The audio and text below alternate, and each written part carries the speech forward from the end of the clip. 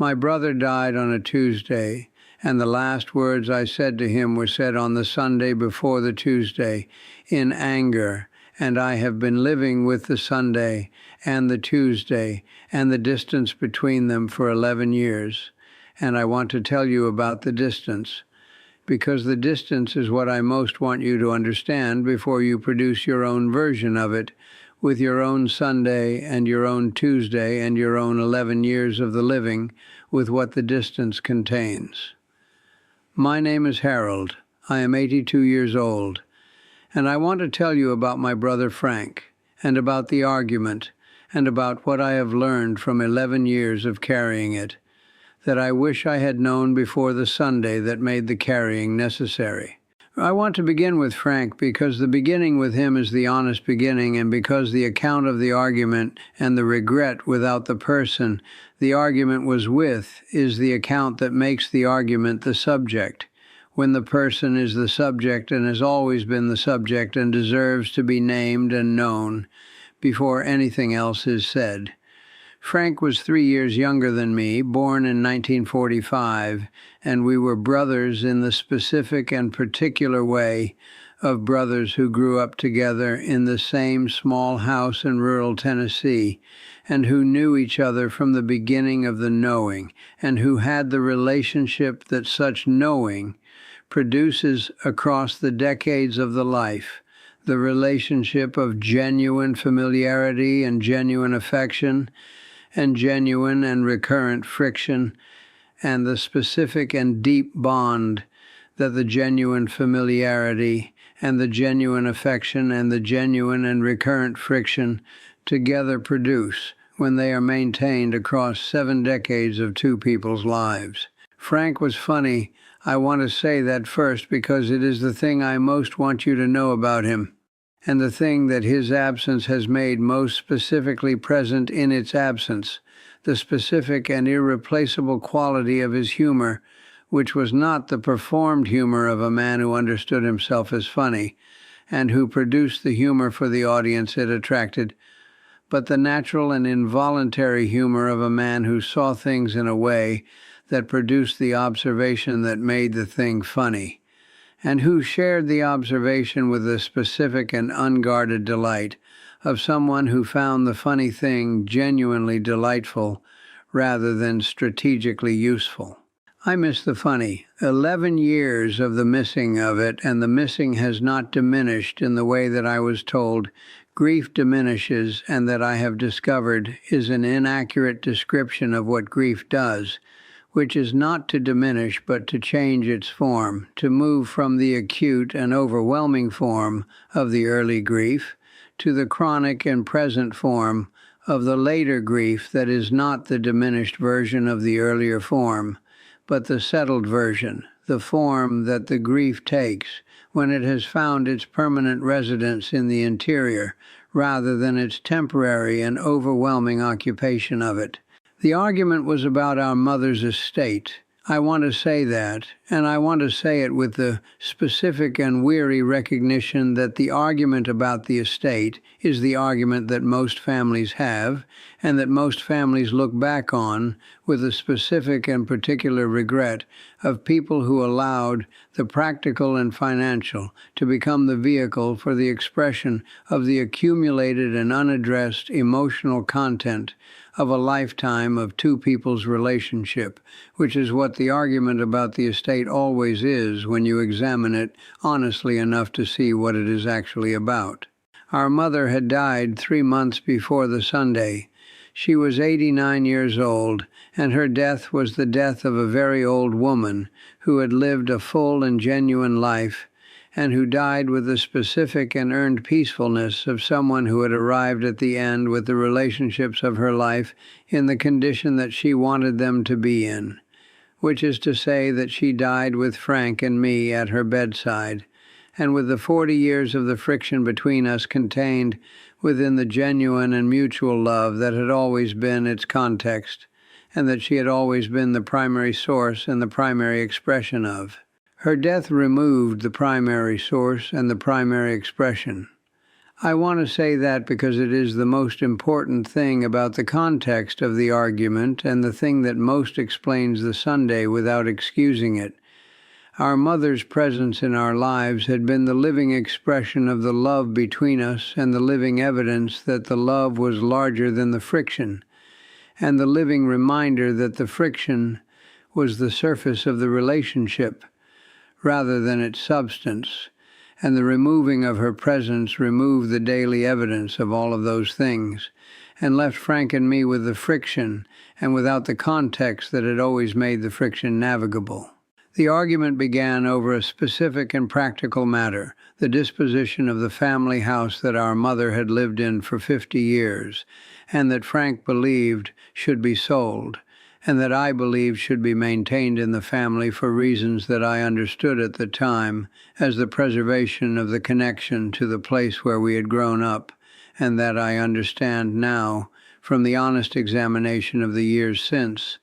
to have been the preservation of the connection to our mother, whose presence had given the place its meaning, and whose absence was the thing I was not yet ready to accept. I was not grieving my mother in the way that the grief required. I want to say that because it is the honest account of what the argument was actually expressing and why it was expressing it through the vehicle of the house, rather than through the direct and honest engagement with the grief that the direct and honest engagement would have required.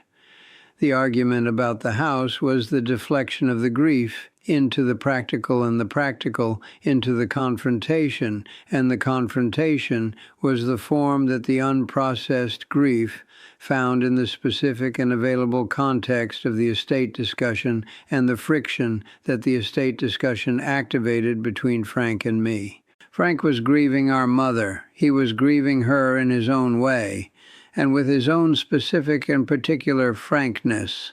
And his way of grieving her required the releasing of the house, because the house, for Frank, was the location of the loss rather than the preservation of the connection, and the releasing of it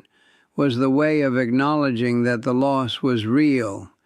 and that the acknowledging of the reality of the loss was the necessary first step in the processing of it. I could not hear this. I want to say that because the not hearing of it is the most important thing about the Sunday, and the thing that the 11 years have most consistently returned me to in the examination of what the Sunday actually was. I could not hear what Frank was expressing in his position about the house because I was too occupied with what I was expressing in my position about the house to receive what he was expressing in his, and the mutual occupation of two people with their own expression at the expense of the reception of the others is the specific and complete mechanism of the argument that produces the Sunday that you have to live with when the Tuesday arrives without warning and without the conversation that would have addressed the Sunday before the Tuesday made the addressing impossible. The things I said. I want to tell you about the things I said with the specific and honest accounting that 11 years of daily regret has produced, because the accounting is what the honest account requires, and because the honest account is the only one that might reach someone who is in the moment before the Sunday and who might hear it.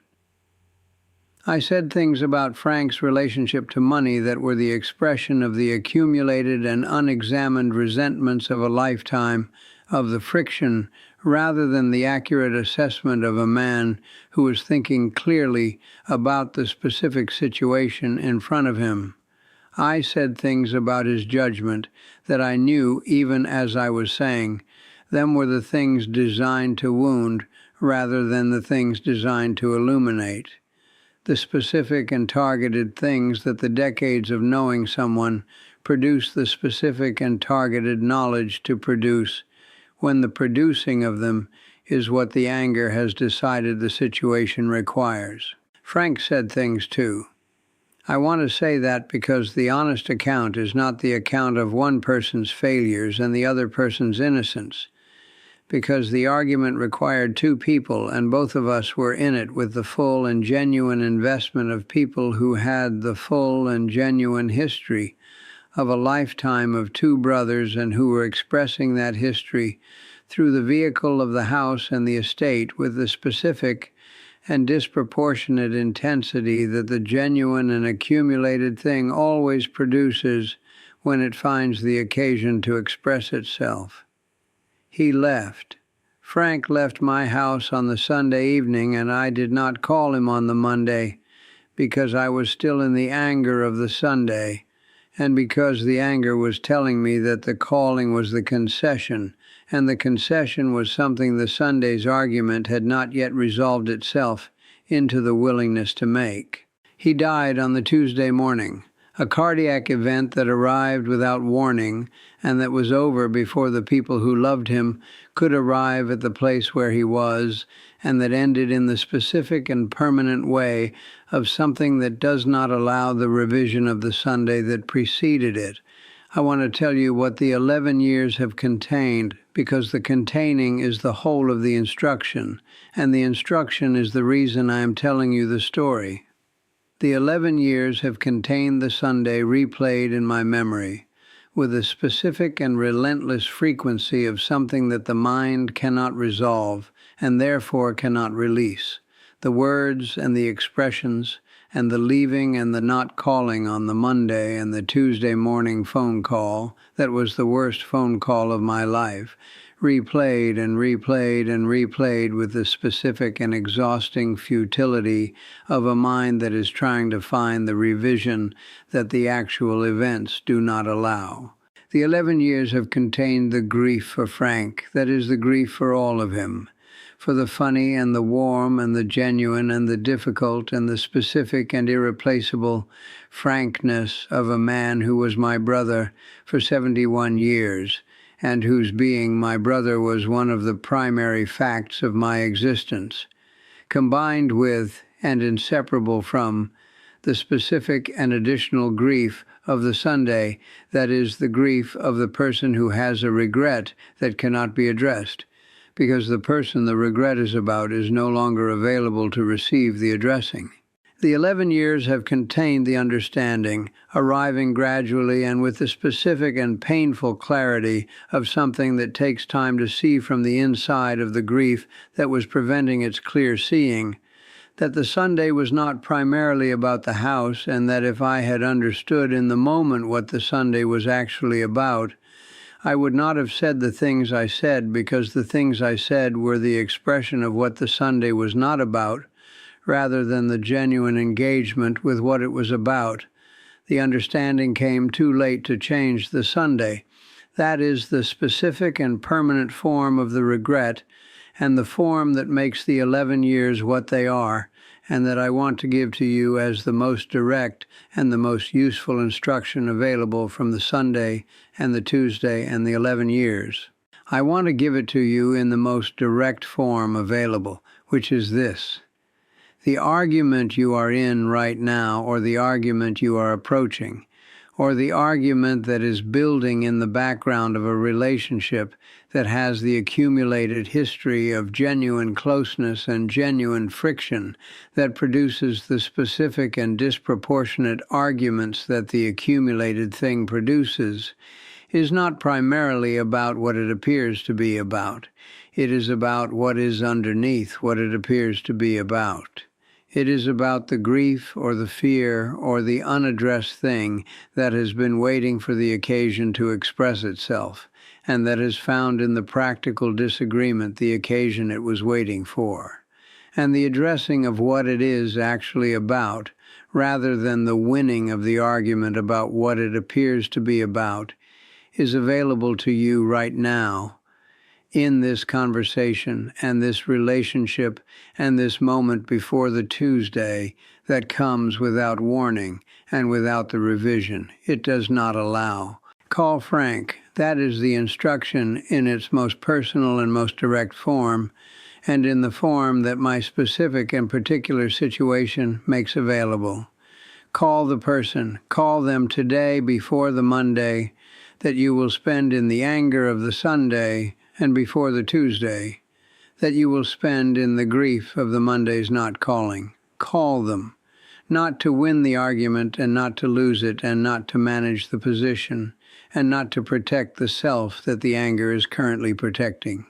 Call them to say the true thing, which is that the argument is not what the argument is about, and that you know that, and that the knowing of it is what you want to give them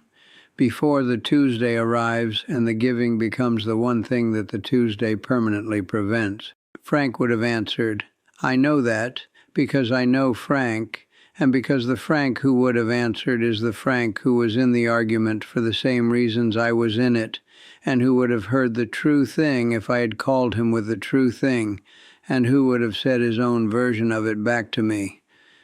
We would have had the honest conversation.